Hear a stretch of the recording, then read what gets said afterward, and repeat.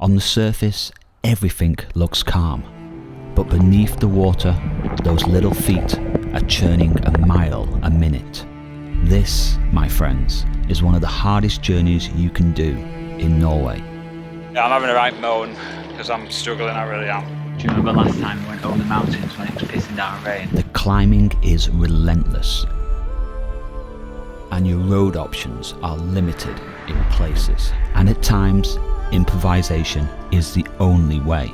Constantly tired, all the time. It will rain. Excuse me, sir. Excuse me. No? And luck may not be on your side. But don't despair. Mother Nature, she'll be with you, guiding you all the way. We're now entering the heart of Fjord Norway.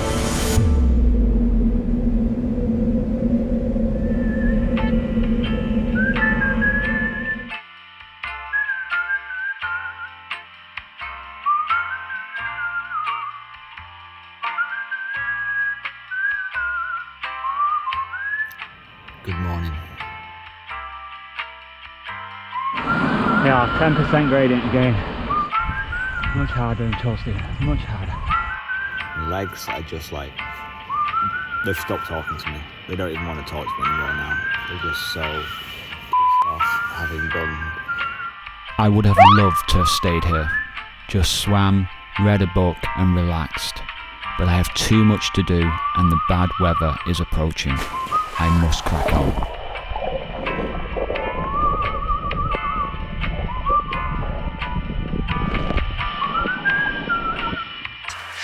That was so cold. It was so cold.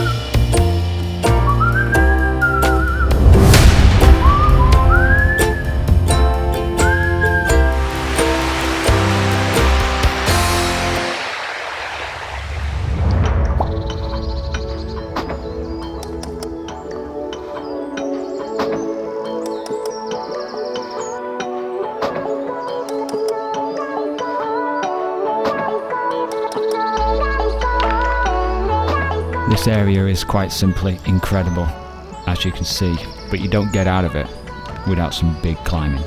And the first one, over 10% gradient. So first of the big climbs begins now. 650 meters. I say, let's go.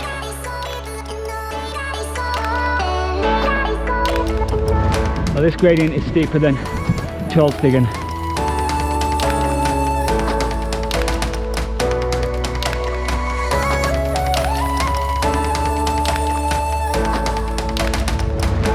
So we're reaching a point in the journey now where there's just one road through this mountainous terrain, the Ep.5, which of course is a main road and all the traffic is diverted down this road.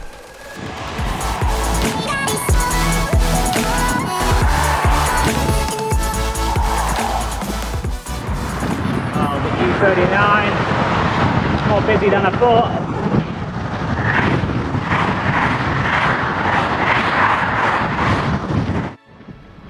I imagine there must be some cycling signs on this road warning traffic that cyclists could be here. But as I went along it, there was nothing until finally I saw the light flashing away ahead of me. As I got closer, it's a cyclist sign, it has to be, warning traffic about me, telling them to keep their distance, to slow down. I'm saved, I'm saved. Maybe not. By the way, it's nice that they have a warning sign about sheep, but not about cyclists. Priorities, see, priorities.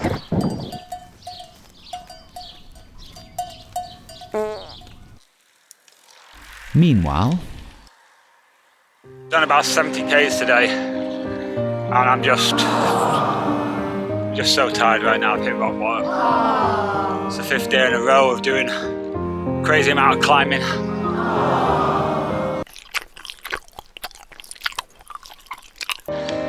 It's just one of them dilemmas because I can't really appreciate this right now. I'm not tired. When you're really tired,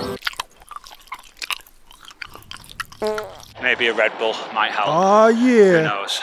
Car.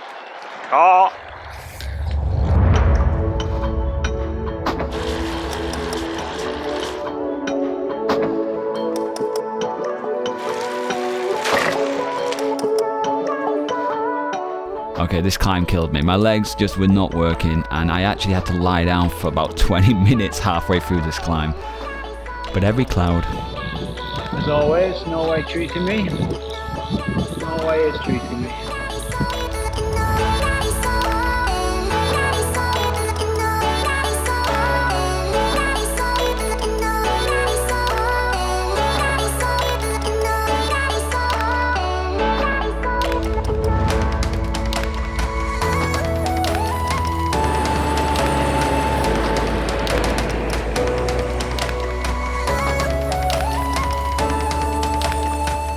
Gaula is a protected river, which basically means they cannot dam it for hydroelectricity, and I hope it stays that way.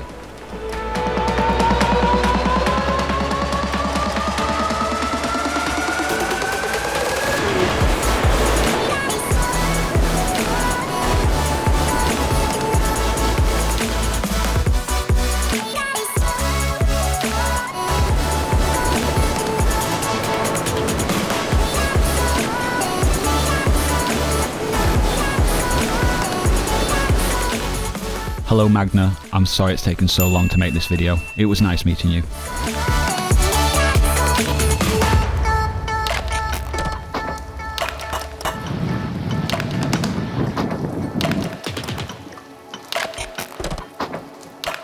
The final climb of the day was pretty easy, around 2 to 3% gradient up to 800 meters above sea level.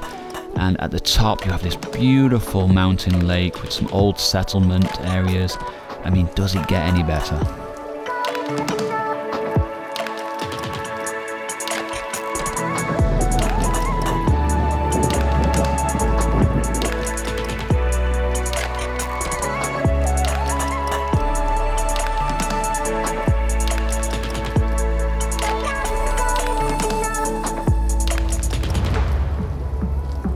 Gaularfjellet, one of Norway's most famous roads. And I'm glad today that I'm going down it. But as you can see, it's a pretty epic ride up.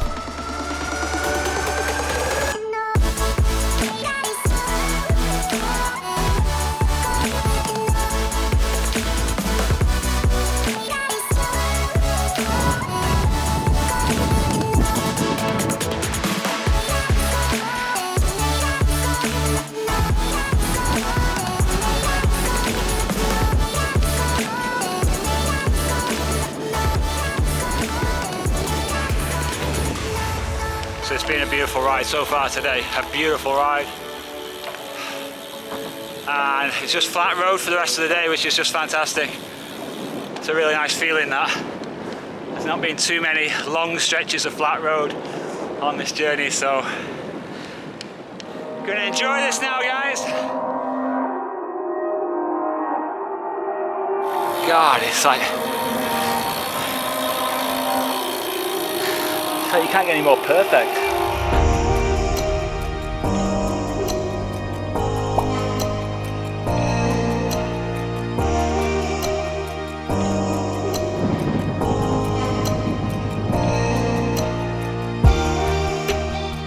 What do you think? I'm guaranteed one without sugar, but I really want one with sugar. But I have a feeling this is a risky business.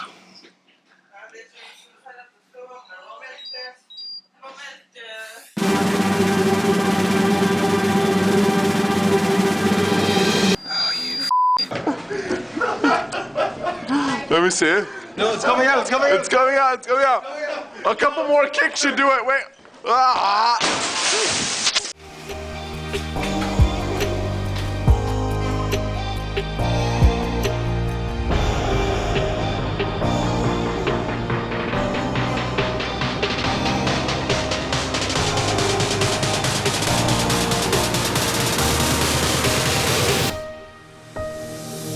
Sognefjorden. Now there is one fjord on this planet that's longer, but it's in a remote area of Greenland which is completely inaccessible. So this is basically the longest fjord in the world at 205 kilometers.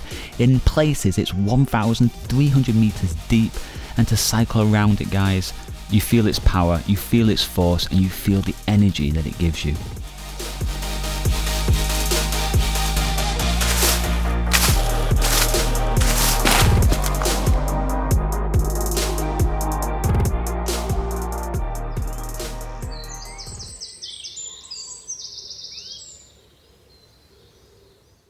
So this is where it gets tricky. We have 3 tunnels that are impassable to cyclists. One of them being the longest road tunnel in the world. I've got to somehow get through that first tunnel, cross over a fjord, get through the second tunnel, and then do a massive climb over the mountains, bypassing the last tunnel. Not going to be easy. Well, that's the first tunnel. It's Sunday, it's 10 o'clock in the morning. The road is quiet. Now my lawyer helped me with the editing of this part. Now of course I'm not going to go through that tunnel because it's illegal and I don't do that sort of thing. So instead, you've seen E.T., I managed to fly over the mountain and then land safely on the other side. It was incredible. The next tunnel is about 7 kilometers or something. And I definitely cannot fly over this one. I don't know how I'm going to get through it because there's no vehicles that can carry my bike. I need a camper van or a van of some sort, and right now it's just cars. It's just cars, come on. Like a big, huge camper van just come through this tunnel right now with a big sign saying, "Matthew, we'll take you through the tunnel, don't worry. We're here to rescue you." And it's Sunday. There is no one right now. Probably stranded on the other side of this fjord, outside a tunnel for days. I've got about 12 energy bars to last me, so I think I could probably, I don't know, maybe 3 days, and then I'm a goner. So we're gonna have to see, won't we? But at least we've got some good views. If you're gonna die, you might as well die here.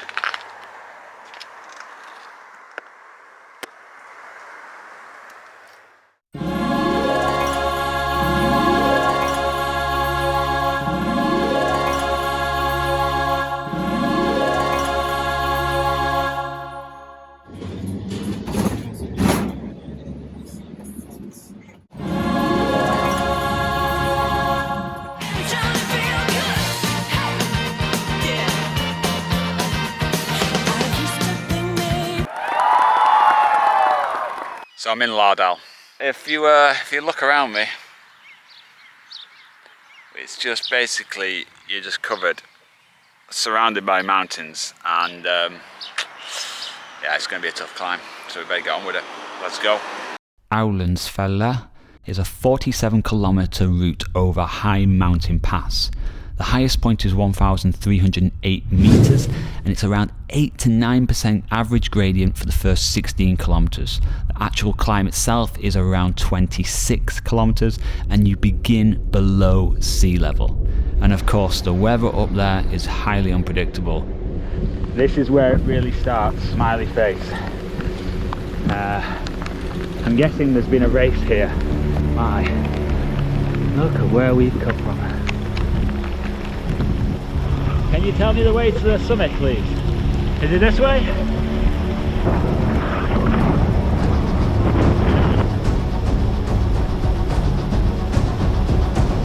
Do you remember last time we went over the mountains when it was pissing down rain, freezing cold?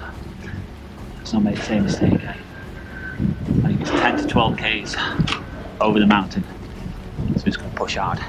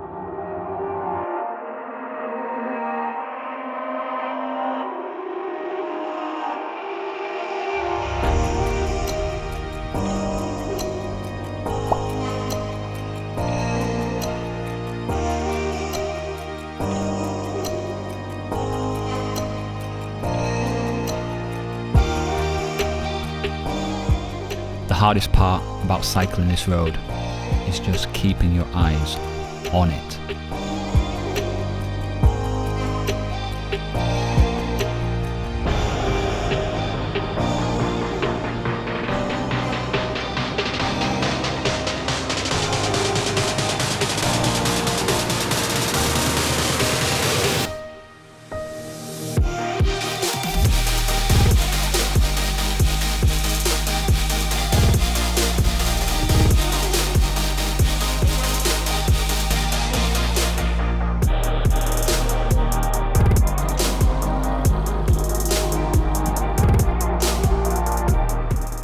The only way out of Flåm is a 1,000-meter climb back up the mountains. But I think it's time we had a rest. As always, thanks for watching.